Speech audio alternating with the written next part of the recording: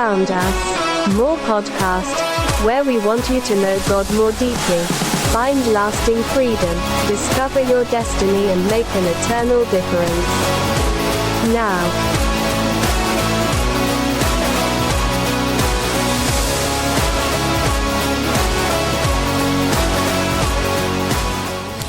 Well, welcome to this week's podcast. You made it back. Can you believe it? It's been a whole week since the last one, and here we are again. Well, do you ever wonder why you take the time each week to listen to more podcasts? Well, I'll tell you why. MORE stands for maximizing opportunities for right now and eternity, so stop asking why you listen. Just never forget to listen and pass it on. And again, we want to thank you so much for all of your commitment to this program. I mean, you guys have been faithful listeners, and we see it. The stats keep showing us that we keep growing with listeners and people downloading it. So thank you so much for sharing it. And we'll keep trying to put out the best stuff we can every week so that you want to come back and listen to some more. Well, this episode has been brought to you by Snail Slime. How far would you go for beautiful skin? Would you rub snail slime on your face? Well, believe it or not, this gross ingredient is supposed to be beneficial for your complexion, which is why these snail slime skincare products are quickly becoming popular. People swear the Maison snail care products leave your skin plump and hydrated, helping to get rid of wrinkles, acne, and other common issues. So if you're looking for a fresh face, try snail slime on Amazon.com. Would you put that on your face? I don't put anything on my face. Apparently, it's making a splash. People are really getting into it. Snail slime. I mean, how many snails would it take to make a bottle of that stuff? I don't know. They're pretty slimy. Yeah, and you could probably get quite a bit. But for me, most women, when they see a snail, they're not thinking, "Oh, I'm going to put that on my face." Right. Most of the time, they're screaming and like, "Get it out of here!" Yeah, there's something definitely wrong. Yeah. What kind of world are we living in? It's crazy. Well, the only golfer I know who claims to play under par consistently does so by counting every hole as a hole-in-one on his scorecard, claiming it's all about positive thinking and a very creative interpretation of the rules. Pastor Gary. Absolutely. And the man sitting across the table with all the buttons, knobs, and the talent. No. The only man who once made fire by rubbing 2 ice cubes together, Pastor Alex Norton. And it works, man. It works. If it works for the Eskimos, it works for us. All right, while we've been sitting here getting ready for the show, we've got a few tweets that come in, and it's interesting what people observe through the week. Faith Flop says, when Pastor Gary said all in, my poker-playing uncle perked up like he was about to raise the stakes. I knew that was going to be. Yeah. It was going to probably do some subliminal things in people's. Somebody's like, yeah, let's do it. Let's go for it. Yeah. Well, maybe they need to watch it again to get the meaning of it, apparently. Pious Paradist writes in, got the Trump Bible. The map section is just golf courses finally. A Bible that doubles as a travel guide. Oh my gosh. That's good.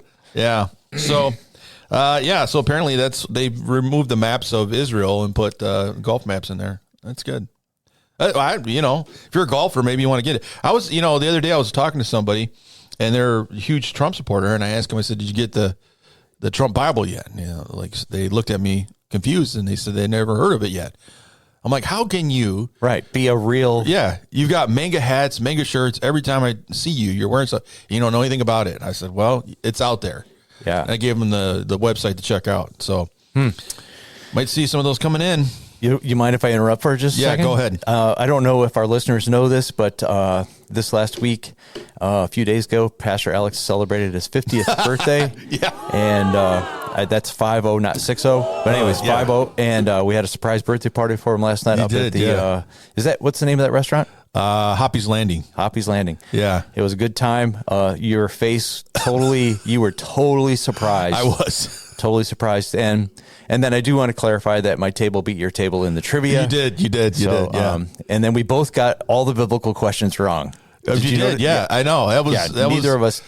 Everyone in the room was really disappointed. It was the walk we didn't of shame. know what we were talking about. It was the walk of shame. Yeah. But happy birthday, anyways. Thank you very much. Yeah, when I walked in there, Rachel Sanford met us at the door. And she's like, our table got taken because we normally have a table we sit at. Oh, were we in your spot? No. Okay. We were usually on the other side of the room, and So I'm like, oh man, I was all like ripped. I was like, they know we sit in that same table every time, and there's only like 7 teams that usually play every week. I think they're getting in your head. They're trying to get in my head. So we get in there, and I'm walking, and Rachel's like, oh, we're over here, and I look up, and it's like full. I'm like, what the heck? What kind of night are we gonna have tonight? I get up there, and the first person I see is Jeanette Haas. Yeah, and I'm like, what is she doing here? Right. And then Amy's like, why is Jeanette here playing trivia tonight? So then it started registering. Then I started looking at all the other faces in the room, and I'm like, wait a minute, I know everybody here. Right. Yeah, it was really totally great. confused. It was really great. It was a good night. Yeah, and you guys did beat us. Half my team was on your team. Yep.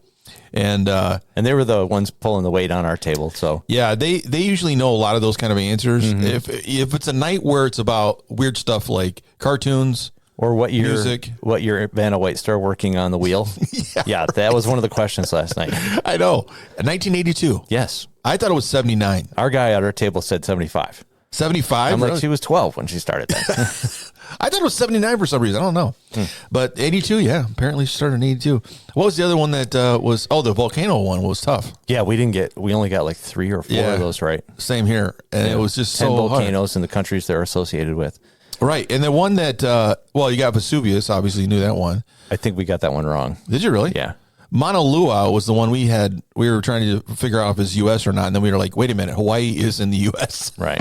It finally hit us. And we're like, wait a minute. It is in the U.S. Nice. It's not its own country. I think we got somebody's trying to call in here. Well, hold on a second. Let's see. We don't normally get phone calls in here. Hello. Oh, is it Lisa K? It's the chicken lady. It's the chicken lady. She's on the phone again. Lisa K. Get out. Is this the podcast? This is. I thought I was calling Chicken Central. No, you got the wrong number, but that's fine. You can call us and talk to us. Yeah, what's going on? Okay, well, the girls are out in the pen. Katie and I just fed them bugs. They're all happy, stretching around, looking good. We're thinking about giving them a holiday today, which is when we let them out to do their thing in the whole yard. Chicken holiday is free range day. Chicken holiday. Yeah, it's pretty messy, though. They scratch up everything. But anyway, hey, guess what? Yeah. Fun fact. Here we go. I am salt curing egg yolks because we get like 11 to 14 eggs a day, and that's a lot, even if we give them away to family. So I discovered that you can take the yolk out of the whites, take the yolks and put them in salt, and then you cure them for about 4 weeks, and then they turn into this like little disc of Parmesan cheese. Really? It's like Parmesan cheese. You can grate it, put it on your food. It's so amazing. That sounds really good, actually. Yeah. Katie, you want to say hi? Hi. Yeah, that was her hi. Girls, you going to say hi? Can you hear them? Yeah, I hear them. Yeah. All right. They're very content. Well, the other cool thing is, fun fact, my grandson, Crew, loves the chickens, okay? He's got to come down and check them like 4 or 5 times a day. And he's discovered how to get the freshest egg. You want to know how? How do you do that? You stand there and you stare at the chicken laying the egg until the egg pops out of the vent, and then you grab it and you run to the house and you have Mimi fry it immediately. He's like, this is the freshest egg, Mimi. Feel it. It's still warm. It's like preheated eggs. Yeah, right. It is. And we've got to fry that baby right away so he can have the freshest egg possible. Farm to table, man. That is taking it to the next level right there, man. It is. It's like right from the chicken to the table. I wonder if a restaurant could do that, Like have a bunch of chickens in the back, and then I went to a restaurant in Brazil one time, and the 2 cows we were going to eat the next day were in the pen right in front of the front door. Really? Yeah. And it was a Brazilian steakhouse. This is your dinner. This is tomorrow's dinner. Oh, I hear him talking. Well, we are in the house. We are in the chicken house, and we do have 4 hens in here laying. Plus, we can see an egg. Oh, hey, don't take that egg. Anyway, there's chickens in here laying eggs. That's cool. I was going to tell you a fun fact about crows, too. Yeah. So when we had the hawk ordeal, I prayed. I'm like, Lord, you love these chickens, and I don't want them eaten by this bald eagles that have been flying over and these hawks that have been flying over. And all of a sudden, a pair of crows came flying over. Well, did you know crows will keep predator birds away? Really? So I'm like, Lord, these are my guardian crows. It's like Elijah, right? Getting fed by the ravens. Yeah. I mean, that's what I got going on. You going to feed them that? Okay, go ahead. Anyway, so, the thing that crows like are sparkly things. So I put out a bunch of like beads and marbles and little bells and stuff for the crows to keep them around the area. And now that's like little toys and trinkets for the crows. And then now they fly over and they'll sit in the oak tree right by the chicken coop and just kind of keep an eye on my birds. So I just think that's so cool. That is cool. Yeah. Well, and then, eventually when we put out our Cluck Norris t-shirts, you can wear that. Scare them off. I gotta have a Cluck Norris t-shirt. You do. Is it going to be like a More Podcast Cluck Norris t-shirt? It is. It's the official mascot this summer for More Podcast. Get out. That's going to be so cool. Cluck Norris. Everybody's going to want one. I think so. So far, people that have seen the print on it, they're into it. Yeah. Yeah. Well, you guys are awesome. The More Podcast is so awesome. I love listening to it. And thanks for talking to me about my chickens. Maybe in a week or two, I'll call you again and we'll talk chick. We look forward to the phone call. We'll call it a chick chat. Oh, I like that. Chick chat. I like that. Yeah. I like that. All right. All right. Well, have a good day. Have a day over there. You too. Okay. Talk to you later. Okay. Bye-bye. Bye. Well, there you go. Yeah. I didn't know that about crows.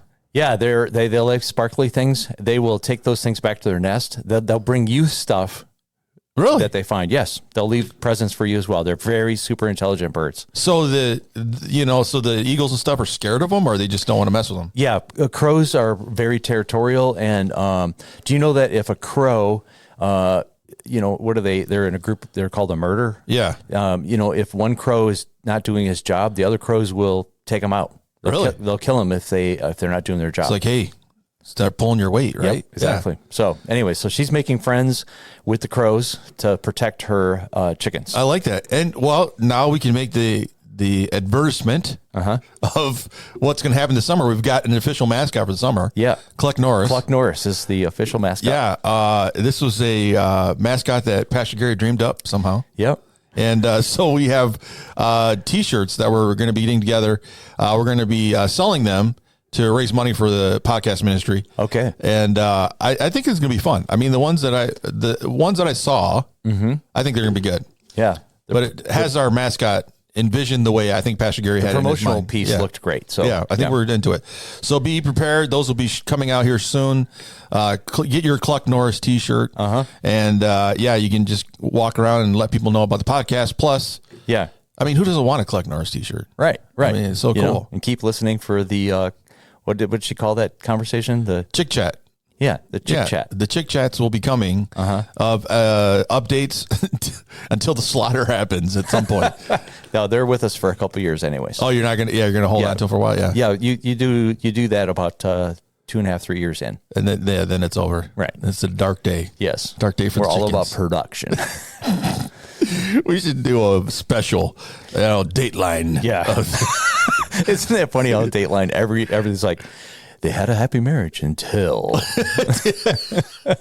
and it always comes back to the husband or somebody like that. Yeah. All right, take an ID break. We'll be right back. That's Bill. Bill likes golf. Bill likes hanging with his golf buddies. Problem is that Bill doesn't know when to quit. He keeps betting and gambling on each and every shot. He believes if he can just win the next skins, all his troubles disappear. Sorry, Bill, you can't be a Shankoponymous and get out of that much trouble. Bill, you're having an identity crisis. You're Bill, not Phil. Bill, if you want to be right every time, the sure bet is to tune into the More Podcast.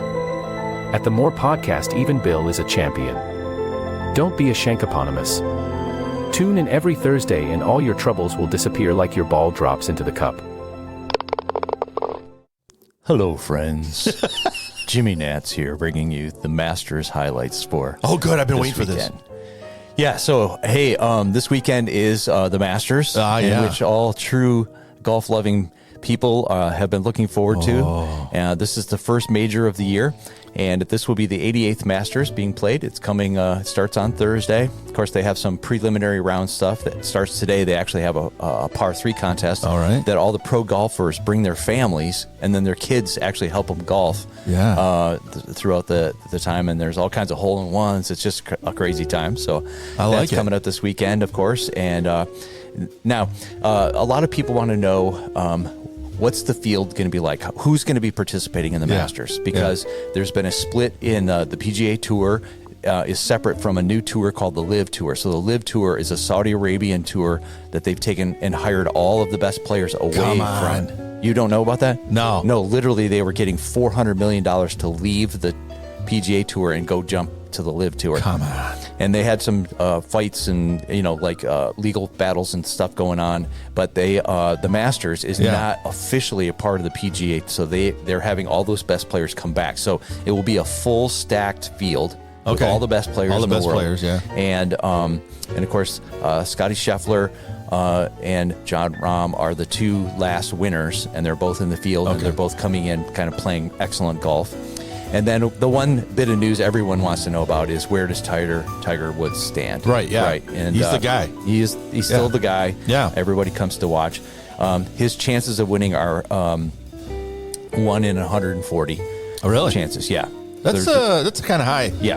So it's going to be, he's got a pretty uphill battle. So do you, because we want to start highlighting this segment like we did with football, because it's helpful for all of our golfer friends, they really don't have anywhere to go like they do for football. Right. To get the highlights. And so that's why we want to provide that here in the More podcast. Yeah. But just for the short little season. Just for a short but is there like a bracket system that you use like you do for basketball, or to get into this Masters tournament? Well, just kind of like, I mean, if we were gonna do like we do for basketball, set up a bracket and everybody can have fantasy players and stuff. Yeah, I did that when I was a golf coach. Yeah. What we did was we took the entire field. Yeah. And then every player we would draw out a couple of names. Okay, yeah. And that was the player you got to watch. Okay.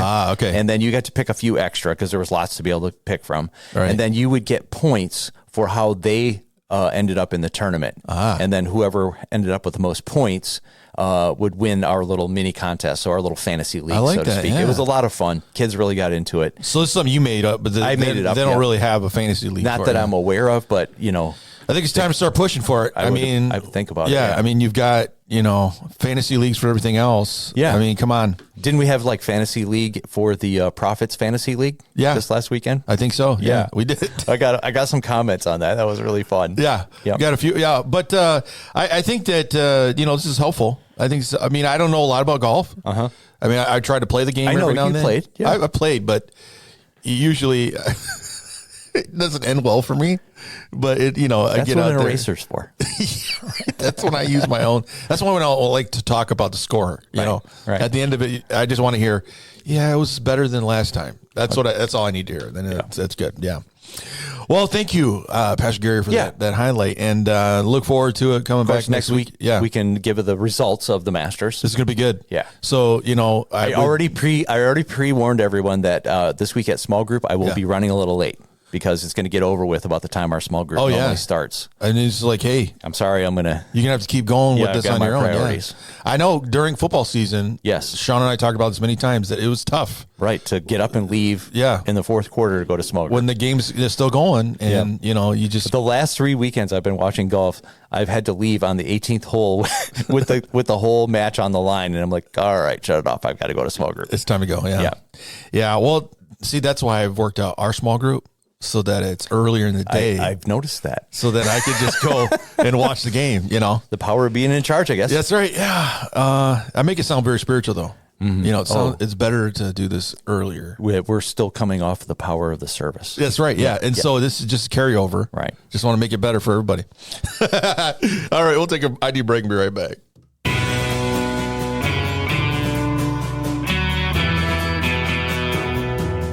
The next time you are at the driving range, hitting a few balls around, and there's that guy.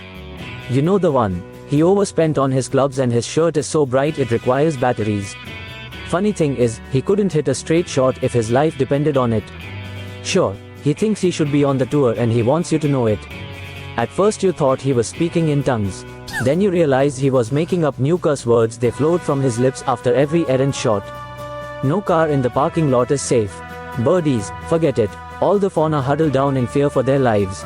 His divots look like beaver pelts. Maybe you could stroll over and tell him about the Mo podcast. Tell him it is like chicken soup for his wretched game. And it might help his life out as well.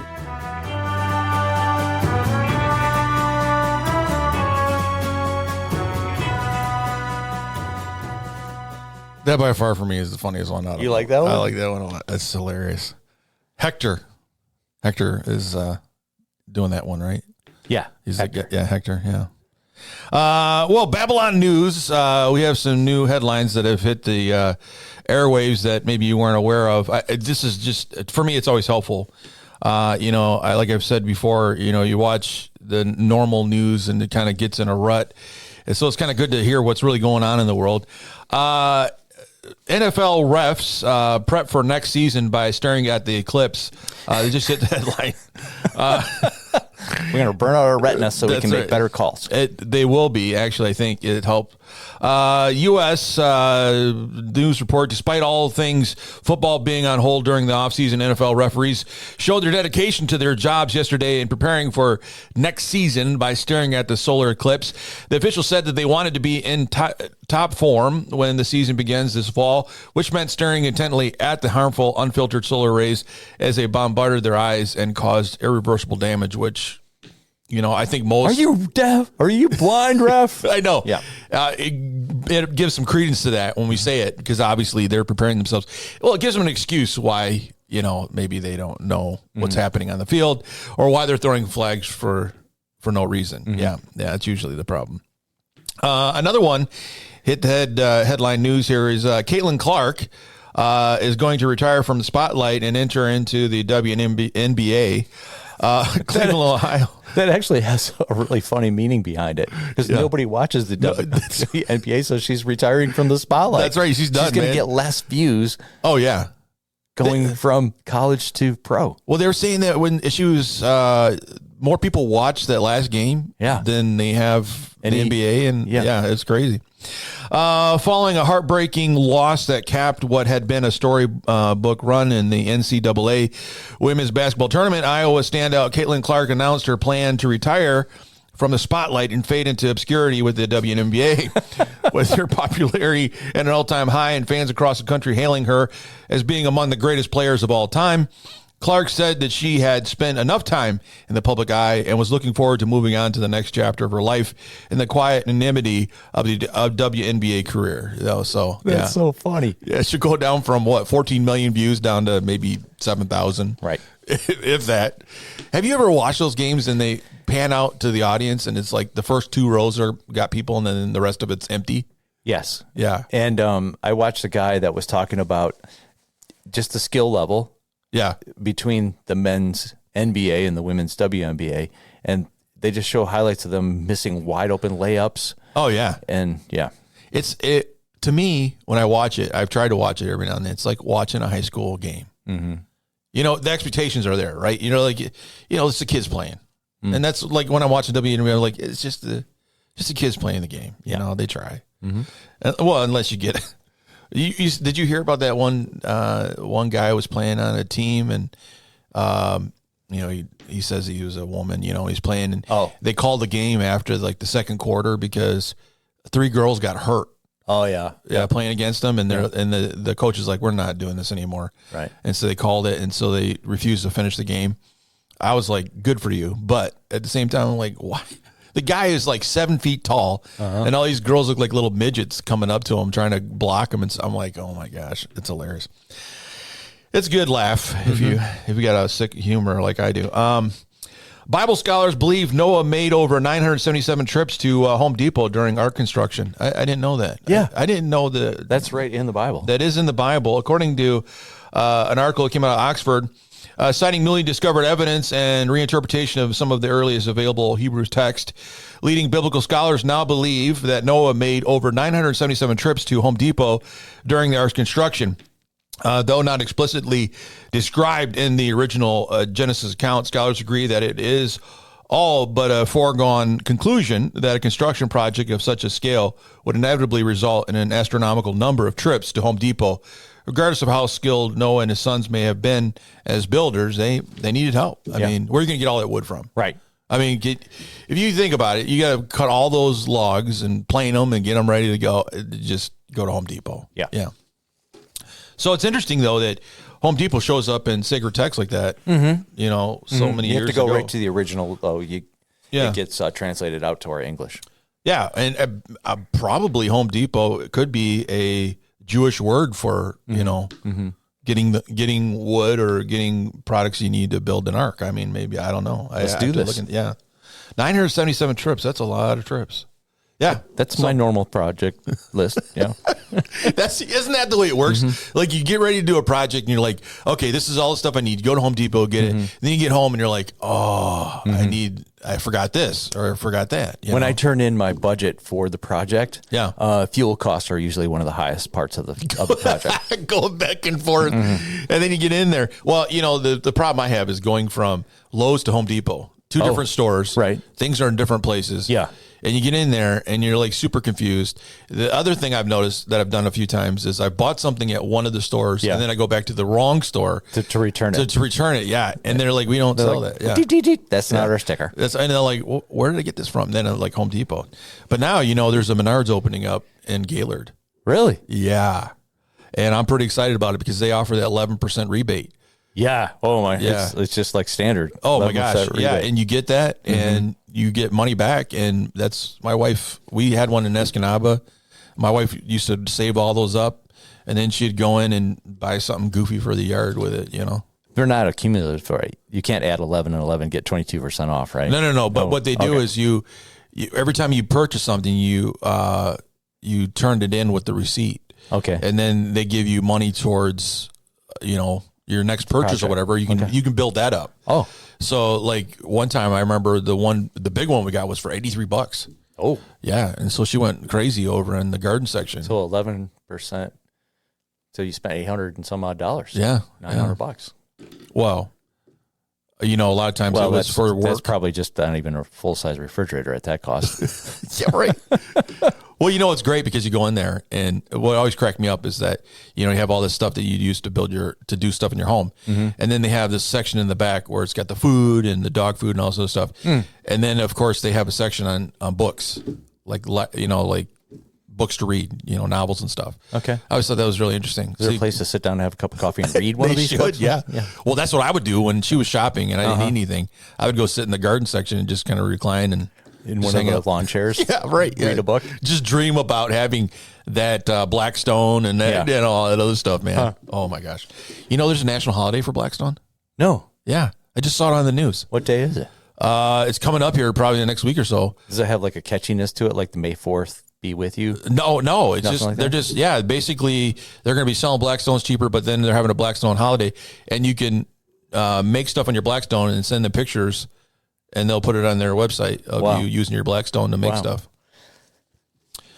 I would like one of those, but at the same time, I'm like, have you seen the price on one of those? Exactly. Yeah, it's just too much. All right, we're going to take an ID break. Right back.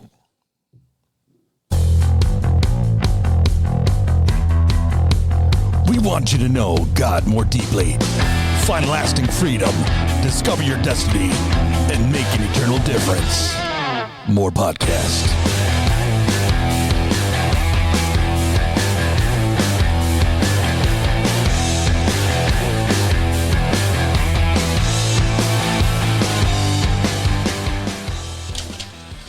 Well, I just got some tweets in here. This is interesting because it's been a common conversation, at least at our church here, with the tambourines. Yes, and Pastor Ted's holding out. He doesn't like having tambourines. So apparently, hashtag Jingle Jester writes this. Just heard that Apple released a tambourine app. Now you can use your headphones and shake your phone through the worship set. You don't have to bother anybody. Really? Yeah, you have your own tambourine. You just have your tambourine and built right into your phone. Right, and you shake that, and then you can hit that little button and hold it up like it's a lighter. Yeah, right? during the service. Yeah. On the slow songs. Right. On the slow songs, you put it on the lighter app. Yeah. And then on the faster songs, you hit tambourine. And you just start shaking your phone. Okay. Yeah, maybe. Yeah, hopefully people won't think you have epilepsy or something. You end up having a moment, Right. shaking your phone. But yeah, you can do that and just wear headphones and nobody has to hear you. Oh. Doesn't bother Pastor Ted, doesn't bother anybody. Oh, I think he'll go for that. But you can hear the tambourine. Totally enjoy it. Oh yeah, you can enjoy it yourself. Orb Confusion, #Orb Confusion writes, I'm pretty sure that the new lights in the sanctuary were blinking to Morse code. My grandfather kept laughing at certain points during the service. Apparently he knew Morse code or something, but yeah. Morse code jokes. Yeah, during the service. Yeah. Somebody's doing that. We'll take an ID break. Be right back. Alrighty, fellow waggler. The Bonnie golf season is right around the corner. Can I let you in on a little secret? On the back nine, it's time to let the big dog eat. If it vomits out a banana bowl, yelling, "More!" at the top of your lungs is a must. You owe everyone a warning that a pure dead brilliant podcast is on its way. You sure that's not you? It's not me. It sounds like you're doing think that so? voice. Yeah, it does sound like you're doing that voice. Well, okay. I believe you. I Okay. believe you, but it sounds a lot like you. Get Rapture ready with your favorite host today, Pastor Gary and Pastor Alex Norton, as they come to you with information that you need to make it through the times coming ahead and more.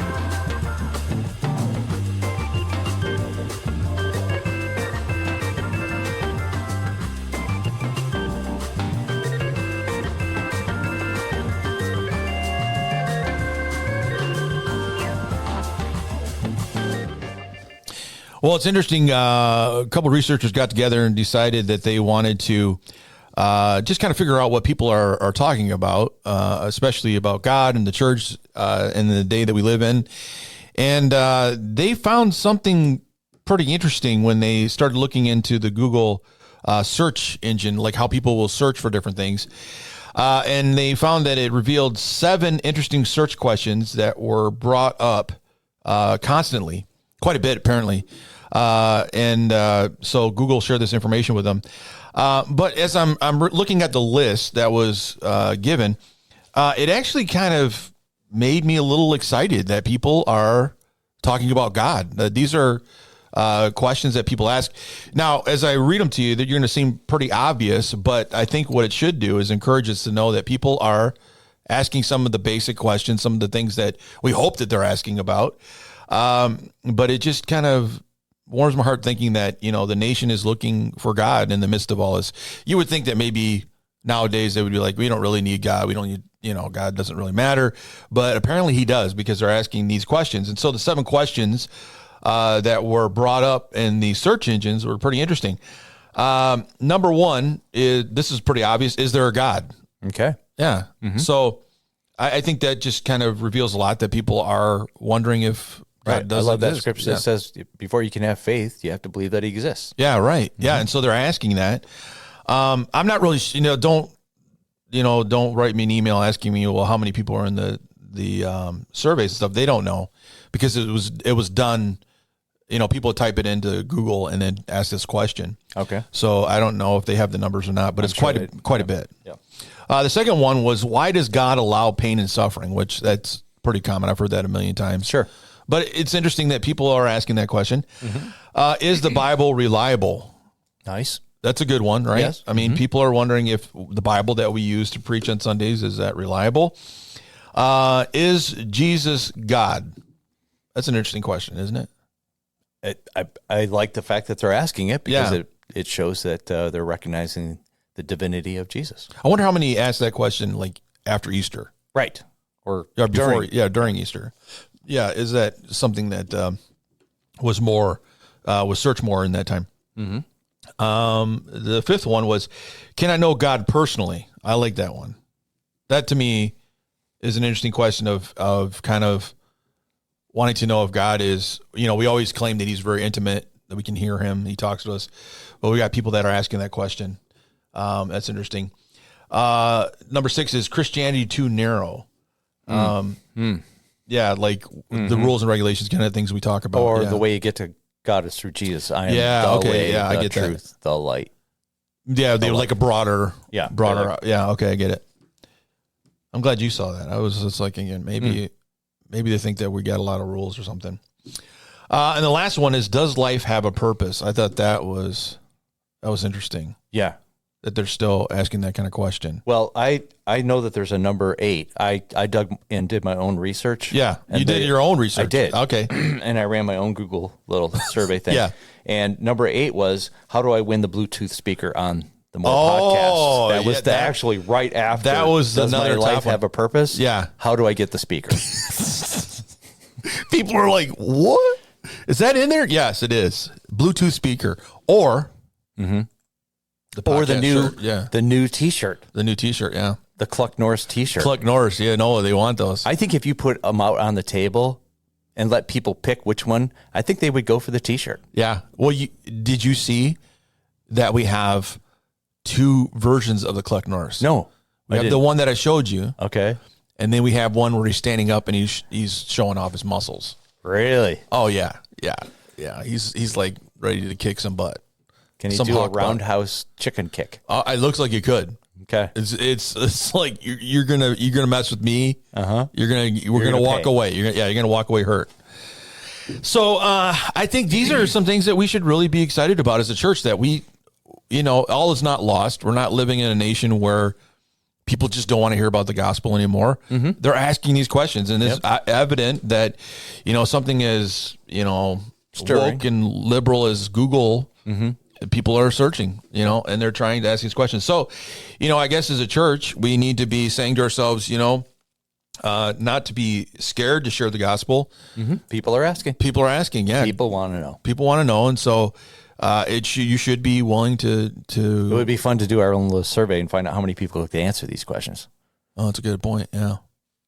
Well, because you can't just say go talk to Pastor Alex every time. Right. Yeah. I think what what I learned when we did the apologetics class. People have sort of an idea, but I think what keeps people from saying anything is they're worried that they're going to say it the wrong way, and they're going to do something wrong. And I remember in the class, I kept telling them, it's really God is bigger than your mistakes. Right. So even if you don't say it properly, God's going to be able to work through it somehow, and He's going to make it happen. But yeah, you should have some idea of that. But this is a good advertisement for the Sunday school class that we'll be doing on Wednesday Night Live coming up. So we'll be digging into all kinds of subjects.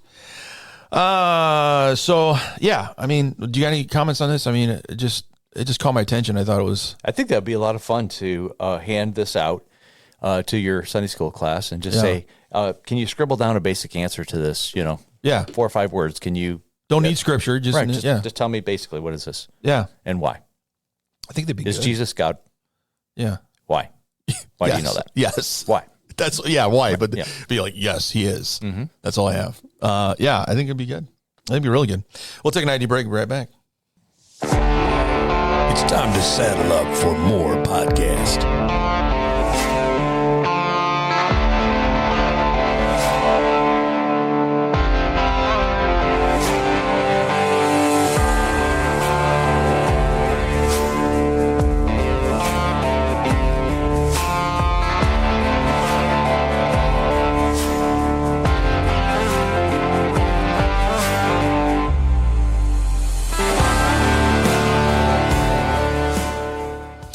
Well, here we are for our question of the week. I was thinking about this.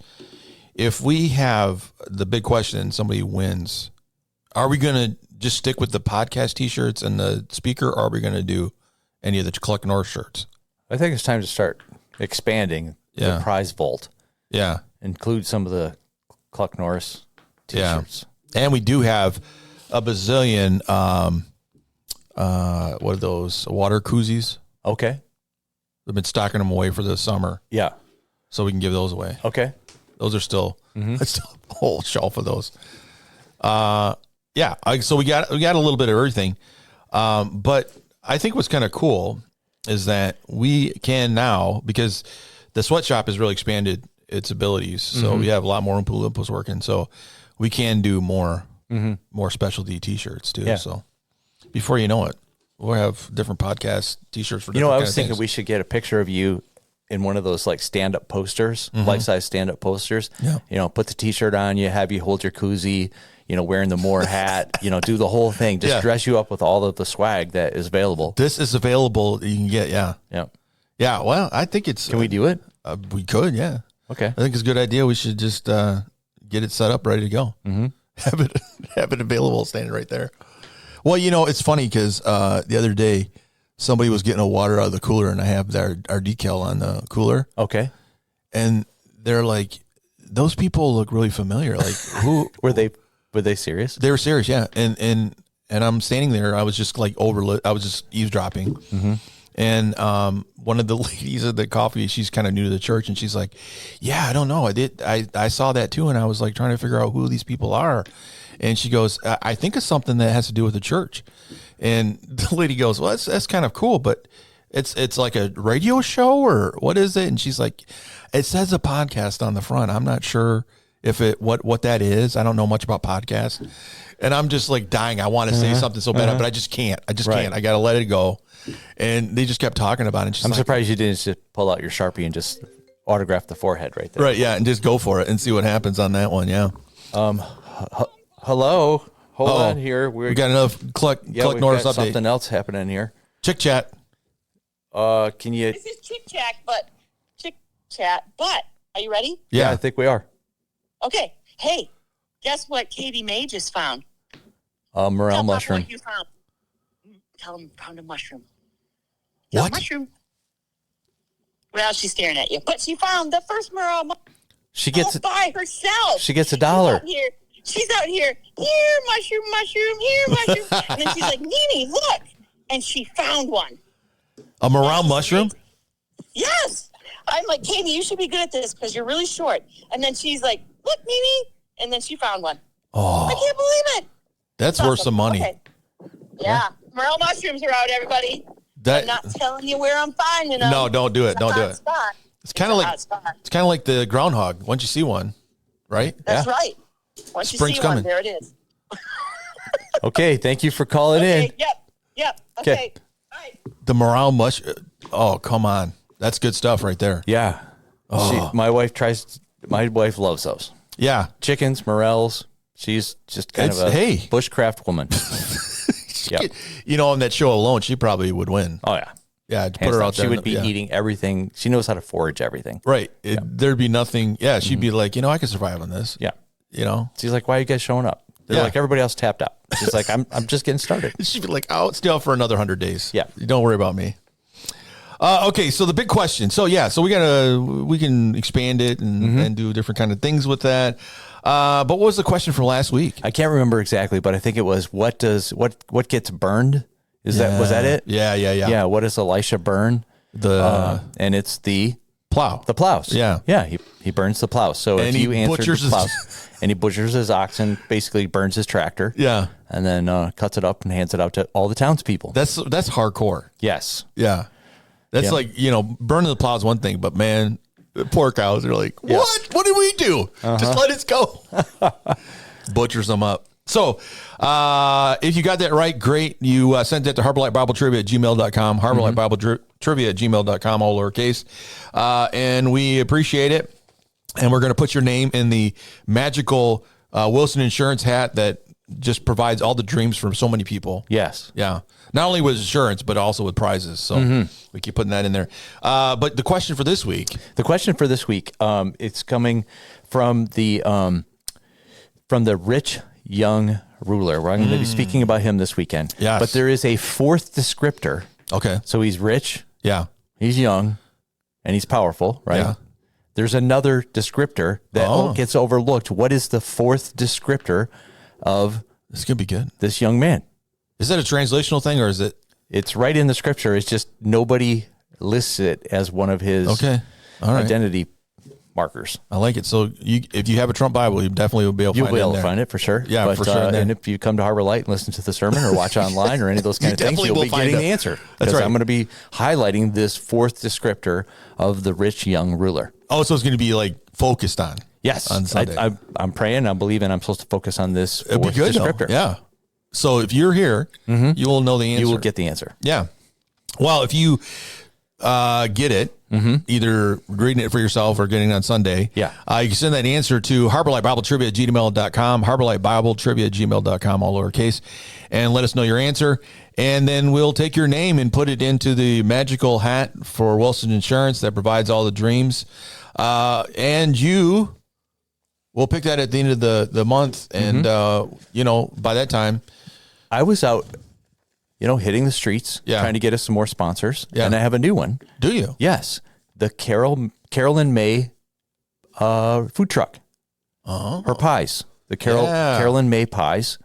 The food truck, Tracy runs that. Yeah. And so I talked to her, and she's going to help us out, get us maybe a couple of, little vouchers for some food. Oh. And you can come out and see this food truck. That's over good. on, West Conway Road. Is that the one that everybody's been talking about? Yeah. The breakfast burritos? And you get a super big, super good, tasty, and very inexpensive portion of food. That sounds good. Yeah.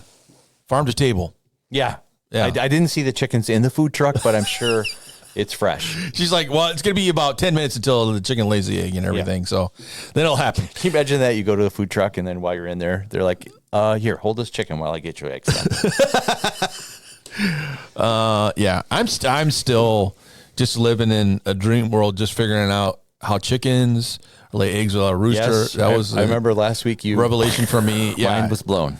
You learn something every day. 50 years old, I figured it out. There you go. Just before your 50th birthday. Now you've entered the second part of the century. Yeah, a lot wiser. That's right. About chickens. I mean, now it makes me want to know about everything else. Like what have I missed? I've been this many years on the earth, and I just finally figured that out. It's pretty good. I'll take an ID break. Be right back.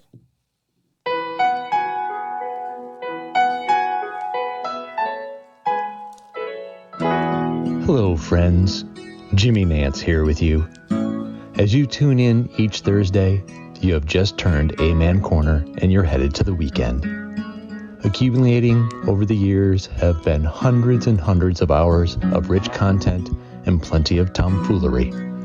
Our champion hosts have ministered for a combined 65 years. Sure, occasionally their jokes end up in Ray's Creek, but their salvation is secure. Join more than 1,000 weekly listeners in pursuit of prizes worth many, many dollars. All of this makes listening to the More podcast a tradition unlike any other. So slide on your green jacket, join us in Butler Cabin, grab yourself a cheese sandwich and an Arnold Palmer. Sit back and take in all the pageantry and the elegance of the More podcast. It makes you just want to watch. Yeah. Yeah, it does. Yeah. I like it's that. It's like a nice, smooth, creamy spread on a piece of toast. Yeah. I wonder if they, like other sports, were like that. Did you have dessert last night at your birthday party? I did. What'd you get? I got a carrot cake. Oh, I'm so sorry. I know you don't like them, but yeah. What'd you get? I got that triple chocolate lava cake, something hot fudge. Oh my gosh. That looked good too. So I was sitting with Sean Meyer at my table, and Lisa Kay was a little ways away from where I was sitting. So Sean and I shared the cake together, and we shared the fork. Yeah. Oh, so that shows you how intimate friends we are. You guys are really close. But it was the most moist, wonderful chocolate cake. I want another one. I almost ordered another one. Did you really?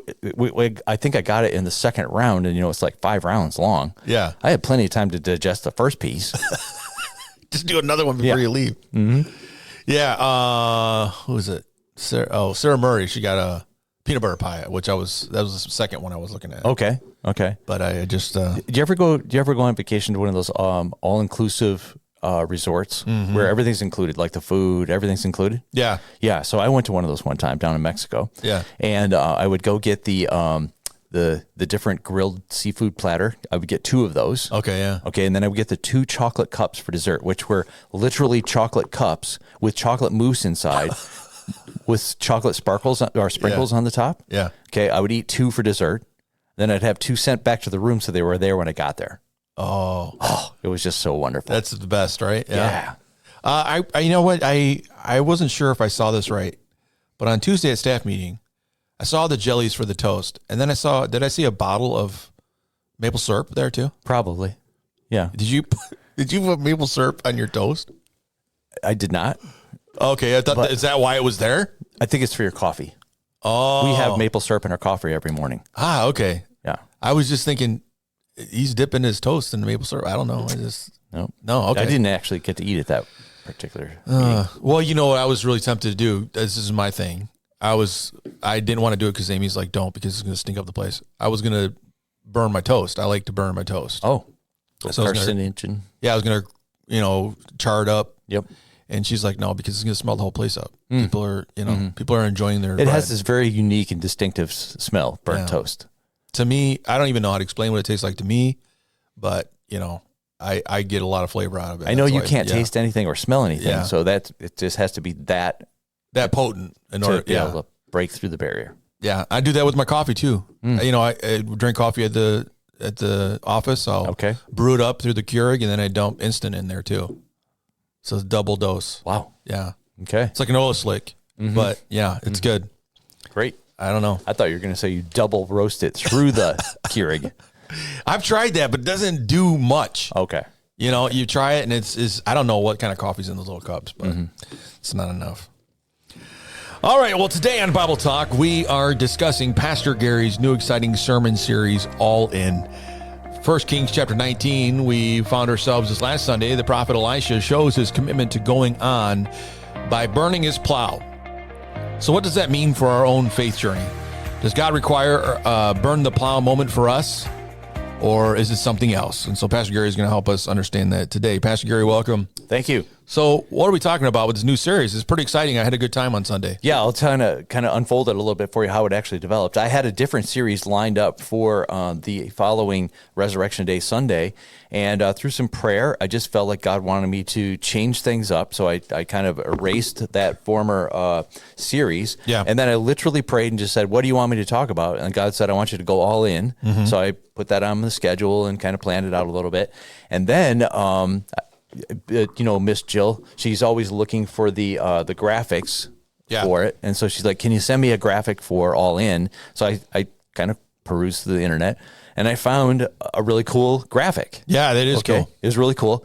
Well, come to find out, it's actually a book called All In. Really? That was from the book, and it was from an author named Mark Batterson. He's at the Capital City Church in Washington, D.C. I've been to his church. Really? The author of Circle Maker, a bunch of other books. Yeah. And so it was really cool that God led me down that path, led me to talk about certain things, and then I was able to find a book resource to help kind of supplement some of my studies. And so I downloaded the E version, and I've been reading the E version of the book. And so it was kind of a really neat way it came together. Oh, yeah. Yeah, I think it's great. I love when that happens, though. Well, one of the bonus things was I had never heard or read the monologue for Thomas during the Resurrection Sunday, and he says "Go all in" 2 times in that. And that was after I had named the next series. Then I read read the monologue, and I'm like, oh my gosh, there's the title for the next series. Was that planned? No. It was not Holy planned. Spirit. It was totally Holy Spirit. Yeah, that's right. Yeah. I love this whole idea of all in.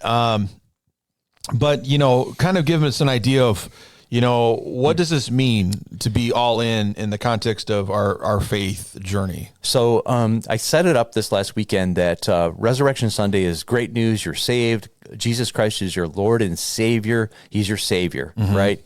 A Redeemer. He's the one that kind of fixes your brokenness, brings you back to life. And we're all very excited about having Jesus as our Savior.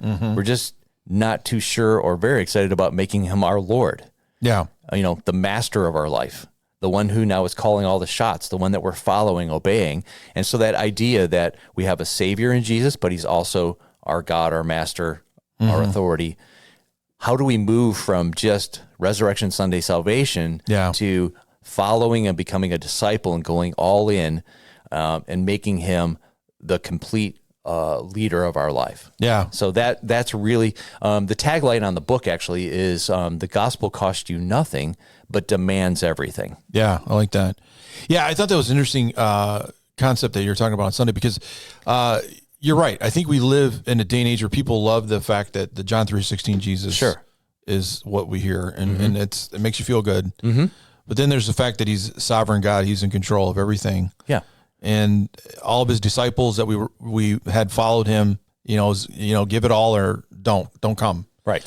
And I think that's an interesting concept, because I think sometimes we don't really get that concept of commitment. Mm-hmm.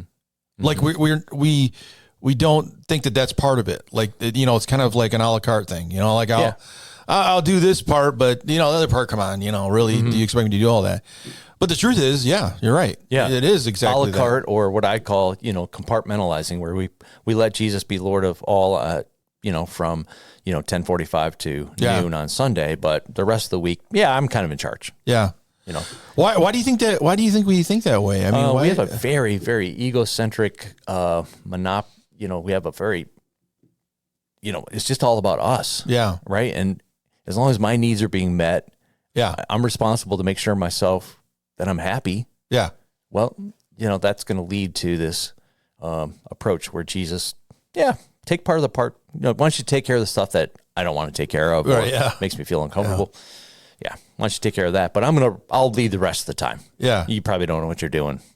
Yeah. Right. Yeah. At work or with my family, or, maybe my thought life or whatever it might be.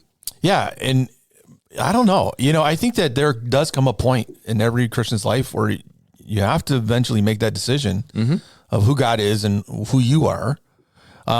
It is kind of an interesting shift in dynamic when it does happen, because it does change a lot of your thoughts of how you read the Bible, how you operate in a journey. Yes. And to get to that point, I think it's empowering as a believer, because you finally realize how things are supposed to be, like the normal relationship that should be there, right? Because I think until then, at least the Christians I've talked to, it does seem kind of confusing, because the question of purpose still comes out, because you're not fully committed to what God has called you to.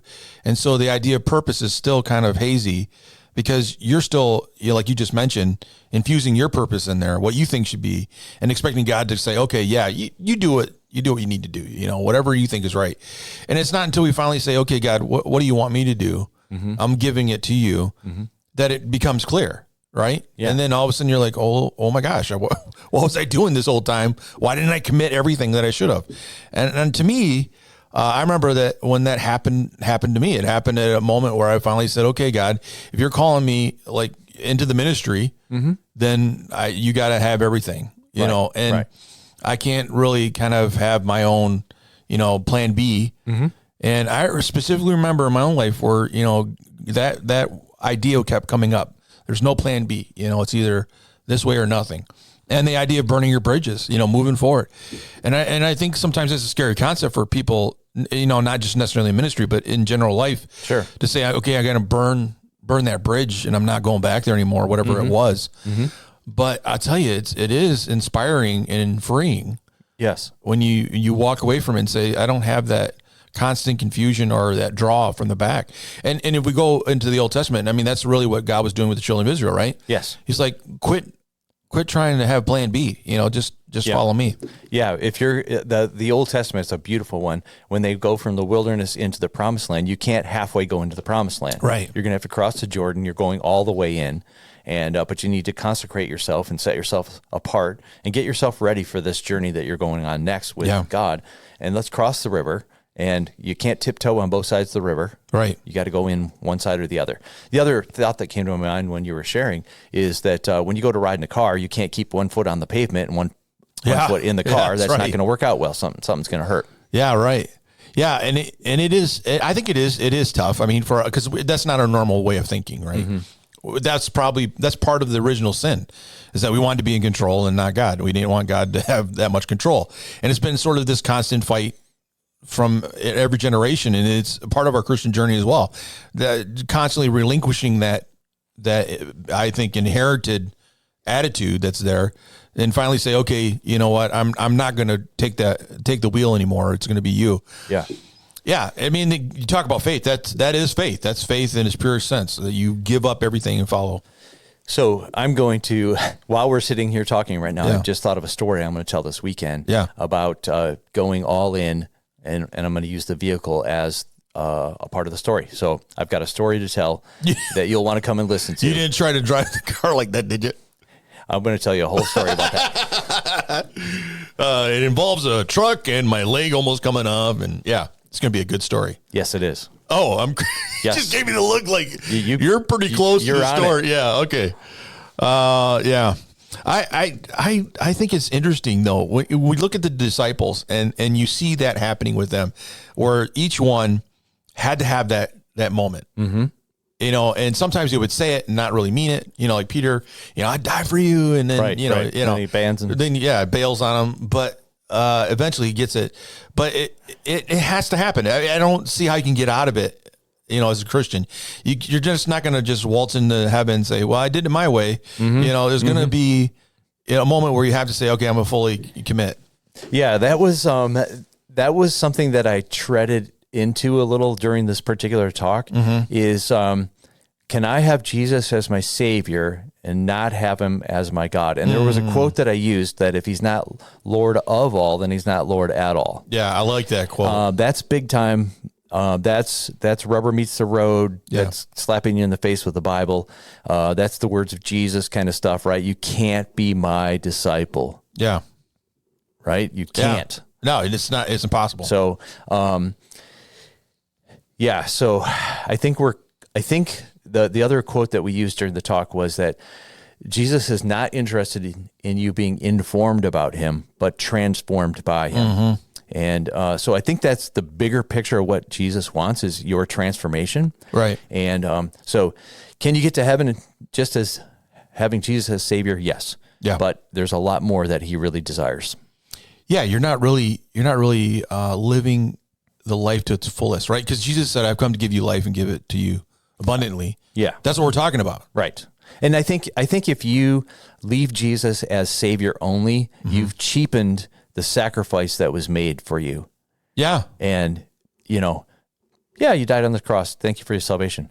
But it's so much more. He has so much more for you. And what he gained, out of that grave was more than that was lost in the garden. Yeah. It was a big concept that we talked about, of course, on Resurrection Sunday. So there's a lot more to the walk with Christ than just salvation. Yeah, it just made me think of something. It's like, when you get one of those gifts and you really don't have a purpose for it yet, and you kind of put it on the shelf and you're like, "Oh, this is great. This, I feel the love and all this other stuff, but I don't really know what to do with this right now." Then a lot of people re-gift it. Yeah, re-gift. Yeah. It's Give like it to somebody else. White elephant gifts at a party. Sure. But sometimes we lose our faith like that. Like, thank you, Jesus, for the gift of salvation. I'm not really sure how this works, but I'm gonna keep it. Obviously, it meant something. It's really important to me because it came from you.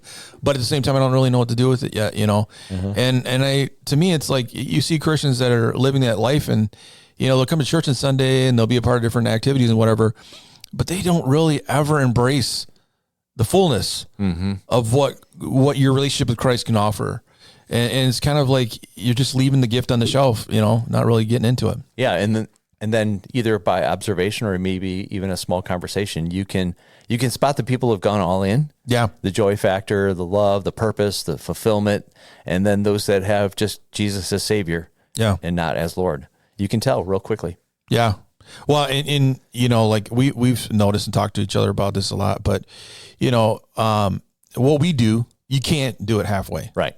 You got to do it all. Yeah, you will be miserable. Yeah, you'll be miserable if you try to dabble on both sides of the world. And so it's kind of like at some point you say, okay, I have a lot of things that I would like to do if I didn't have the responsibilities to have, but it is what it is. And, my wife and I were talking about this the other day. You remember when I was trying to do a little music, and you were good. Yeah. And I remember, if I would have followed through with that, I probably would not have been happy. Right. It was not the purpose that God called me to. Yes. It wasn't until I finally said, okay, that to me, in my mind, it became a hobby. Right. It was something I can do just for fun, but this is my purpose and my goal. Sure. And then everything changed and it was totally different. But, there are a lot of people out there that that they're at that point, right? They have all these great things going on in their life, but at the same time, God's got a purpose for them. He specifically wants them to do something, and they know it. They know they need to move forward. And I would encourage them, this idea of being all in, like you mentioned on Sunday, do it. Just finally do it. The other stuff is menial. Yes. I mean, you're only going to be able to really do it for 40, 50 years of your life. And then, that's it. You're done. Isn't that, what have you accomplished? Kind of like you just said, you can gain the whole world, but lose your own soul. Yeah. You basically enjoyed life here, but you've done nothing for eternity. I think that's something that, like you mentioned, to me, that kind of stuff needs to be thought about. And I'm glad you're talking about this subject because it's so needed, especially in the church today. Yeah. And I think as we see the end times are rolling out and, things are getting more intense, there's going to be more persecution coming towards Christians, even in the United States. You're going to see the church get more pure and more powerful. And people are going to have to you're going to have to pick. Are you in or out? Yeah. Right? You can't straddle that fence. If you do, you're going to need stitches. Yeah. Right. So you can't stop straddling the fence. Yeah. So, hey, okay. So as we're getting ready to close up this program, talking about this idea of all in, what are some things that we can do in our daily lives to start moving forward in this idea? Thank you for asking that question, because that was an important concept that I was able to touch on in both services. I think I would be doing a disservice, and I actually could be causing some harm if I gave you a list of what all in look like, because it's going to be individual. It's going to be unique for each and every one of us. Yeah. Okay. So all in for you was leaving music behind and going full on with the ministry. Yeah. Okay. For somebody else, it's not going to look like that. For somebody else, it's going to be making your marriage God honoring and putting your spouse before yourself as a way of following Christ. Yeah. And he's called you to do that. And now it's time to hang up all of your little sports and hobbies, and let's make your wife and your relationship with her you're all in as a witness to Christ and a way of saying. I don't want to say you have to read this many chapters in the Bible and you're all in, and you have to sing this loud and raise your hands and tap your foot and you're all in, because then that would be legalism. We would be dangerous, right? So what is God talking to you about? Please be a Christian who can hear God's voice and follow the leading of his Spirit, obey it 100%, even to the place of burning the plows. Yeah. Okay. And we left the service off, of course, with the illustration from 1519. Cortez comes from Spain over to South America to establish a settlement and to conquer, which, we're not going to get into colonization, but, we brought over, I think it was like 13 ships, 500 soldiers, 11, all this stuff. It got everything on the shore. And then he's like, burn the ships. We are here. We will die here, but we're going to live here. Yeah. And I think that's where we need to be with our walk with Christ. Burn the ships, burn plan B. It's all plan A. Go full forward with God, whatever he is telling you. Yeah. If you need to, sell your house and move to Central America and start an orphanage, do it. Okay. But that's not going to be for everybody. Right. Yeah. Right. So don't over romanticize, that big things it could be something small too. Yeah. Right. And that's a good point. So just whatever it means. Yeah. I think this is a really good point. Yeah. Because, the sell everything and go to Africa is not for everybody. Yeah. To do what we do is not for everybody. Right. I mean, it's funny when people talk to us, and I'm sure you've had a bazillion conversations about it. They're like, I don't know how you guys do it all the time. Like just living the life that we do. Mm-hmm. We're always on call, always available, always, whatever. And it's always about everybody else. Mm-hmm. And we don't ever think anything of it. You and Lisa Kay, my wife and I, and nobody on staff thinks that way. Right. It's just who we are. But that was the decision that we made. And it's almost like we burnt the bridges. I have to take up my cross daily. Mm-hmm. That's the cross that I bear. Yeah. And I got to take it up daily because there's some days I want to lay it down and not carry that thing around. It's not fun. You want to burn the cross. That's what you got to do. Burn the crosses. Yeah. We're done with this one. Yeah. Yeah. It does wear on you after a while. I mean, that's a really good point, isn't it? Yeah. Burn the ships or burn the crosses. I like that. Ooh, that could be. We got some deep stuff going on. That could be another series. Yeah. When do you feel like burning your cross? A lot. There are many days. There are. Yeah. Yeah. Unfortunately, it happens. It does. Yeah. You get overwhelmed. You know, what I can do for myself in those moments, my wife and I were on a bike ride talking about this. You know, I can fulfill my happiness, and at the end of the day, it didn't accomplish anything. Right. And it's not really fulfilling. But when I do what he's called me to, and I have to pick up that cross daily and carry it, at the end, it's like, you know what? We just made the difference in someone's life. Right. We just made the difference in someone's marriage. Yeah. Then it means something, because this stuff's all going to burn up anyways. Right. Yeah. The eternal issues are more exciting. And they actually, like you said, you find fulfillment and the energy. It's amazing how much, you know, like Amy and I were talking about this the other day. We were having a session, we were counseling with somebody, and we got done, and, you know, we're tired, but man, like we're ready to do something. Like you get energized by the fact that you're doing something like that. And, you know, it's just amazing when you're in that flow of God and allowing him to use you. Going back to your other sermon series of overflow, you know, you start giving and that flow is coming through you. I mean, it's just amazing how you're just like, oh yeah, this is great. You know, it's not like, oh my gosh, I got to do it again. You're excited to do it. You're excited for the opportunity, you know? Sure. So, well, that's it for us. Do you have anything about the next sermon? What you're just talking about, the rich young ruler. Yep. The rich young ruler and the commitment he had to make, his all in, what it looked like. And you've teed it up beautifully, and I'm going to have a chance to kind of unpack this idea of, you know, what all in looks like for everyone individually. It's going to be good. It is. It's going to be good. All right. Well, until we see you next week, have a good week. Try to enjoy the weather, because the sunshine is just kind of coming out. Yeah. And probably turn on the TV and watch the Masters. And yes, definitely watch the Masters. You'll feel like you're connected with Pastor Gary when you're sitting there watching it, and try to stay awake. Try to stay awake when you're watching it. Right. Because I'm just going to be honest with you. There are times the soft tone voices, and the chirping birds in the background, and everybody's got to be quiet. Just listen for Jim Nance. Goodbye, friends. I'm just like, okay, got to keep my eyes open. Do it. All right, we'll be right back later on next week. We want you to know, find, discover, change with us. More podcast ending transmission now.